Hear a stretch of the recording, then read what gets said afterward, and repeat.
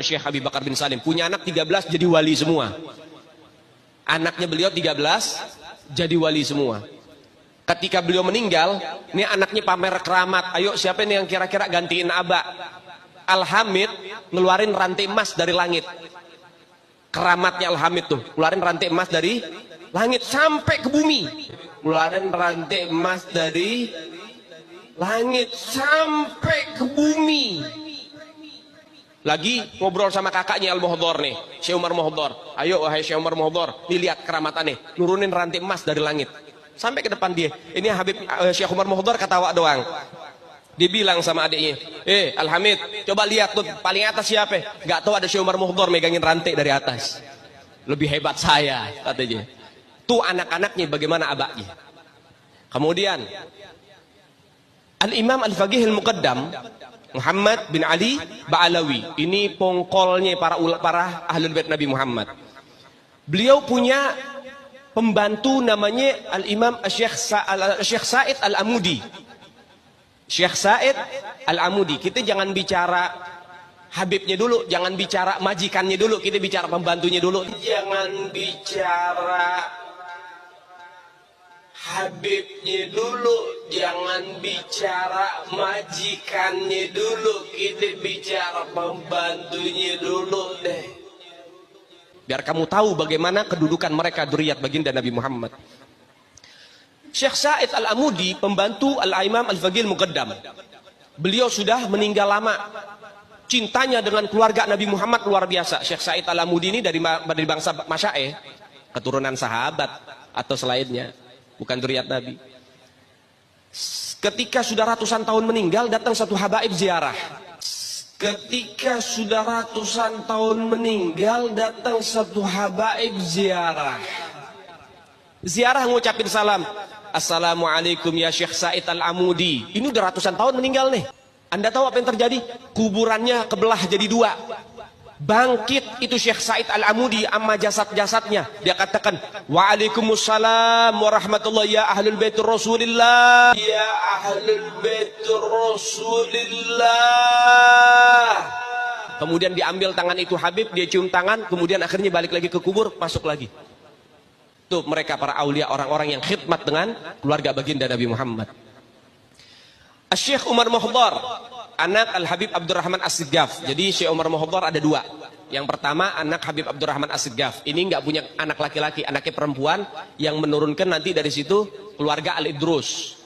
Yang kedua Syekh Umar Muhdhar keturunan tadi Syekh Bakar bin Salim yang ngeluarin daripada bangsa Al-Muhdhar, fam Al-Muhdhar, Habib Hasan Al-Muhdhar di sini ya Samarinda. Nah itu masih keturunan beliau. Al-Habib Syekh Umar Muhdhar ini di Hadramut.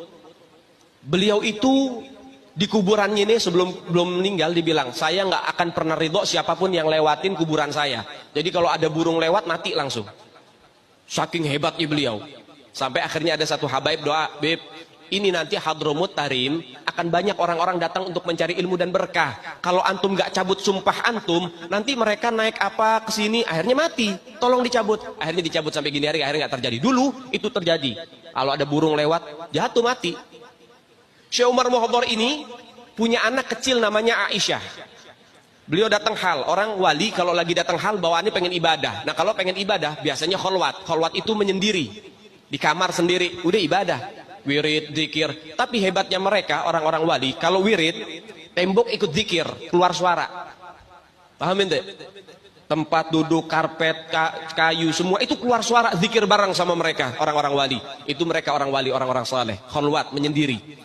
Datang hal, dia bilang sama istrinya, istri, jangan ada siapapun yang masuk kamar kholwat saya ya, saya pengen kholwat. Iya, sudah istrinya masak di dapur. Syekh Umar Muhdhar lagi kholwat, lagi baca zikir. Kemudian anaknya masih kecil, masih balita, lari sana, lari sini. Kemudian tiba-tiba robos masuk ke kamar kholwat. Nah orang-orang wali kalau sudah zikir, istighraq, mendarah daging, mendalami sampai lupa apapun, nggak ngelihat apapun. Sehingga ketika beliau kaget ada suara orang masuk, langsung dibilang, mut, mati kamu. Seketika itu anaknya kebakar, mati langsung. Sadar daripada Syekh Umar Muhdhar, waduh, anak saya meninggal ini. Dipanggil istrinya, dimarahin. Ana udah bilang, jagain. Kenapa kamu lepasin begini? Nangis itu ibu. Kemudian tiba-tiba berhenti, ntar dulu. Kita punya pembantu, sini pembantu dipanggil, sini pembantu, khadamah sini pembantu. Ibu, kenapa? Mulai kapan kamu berani berbohong? Kamu ini ikut sama keluarganya Rasulullah. Kamu ini pembantunya keluarga Nabi Muhammad. Mulai kapan kamu berani berbohong? Maksudnya Bu, dari semenjak anak ini melahir, kamu suka gendong. Kalau bahasa kita dininak boboin. Jadi kalau lagi digendong dibacain, dinyanyiin lagu. Apa lagunya? Ya bintul gutub, ya zaujatul gutub, ya ummul gutub. Wahai putri dari seorang gutub, wahai istri dari seorang gutub, wahai ibu dari seorang gutub. Maksudnya Bu, ya kamu bohong. Ini anak masih balita. Kalau kamu katakan bintul gutub, putri dari seorang gutub, betul, ayahnya gutub. Tapi kamu mengatakan ya zaujatul gutub, wahai istri seorang gutub. Ini anak belum menikah, belum jadi istri tapi sudah meninggal dunia. Berarti itu menjadi kebohongan buat kamu. Sampai begitu didikannya, saudara. Sampai itu dicap bohong. Apa kata pembantunya? Enggak Bu, saya enggak bohong. Itu diambil jenazahnya, diindung-indung lagi, dibacain lagi. Ya bintul gutub, ya zaujatul gutub, ya ummul gutub. Itu anak langsung bergerak, berdiri, langsung lari-lari lagi. Itu anak langsung bergerak, berdiri, langsung lari-lari lagi. Hidup lagi itu anak. Ini baru pembantu nih. Kata Syekh Umar Mohdhar, kamu mau ngelawan takdir, anak mati kamu hidupin. Apa kata pembantunya? Enggak tuan, yang ngelawan takdir duluan kan tuan. Anak hidup dimatiin. Dia taslim, nyerah satu sama. Ya udah, berarti memang udah takdirnya. Kan tadi hidup, kemudian mati, ya. Kemudian sama pembantunya dihidupin lagi.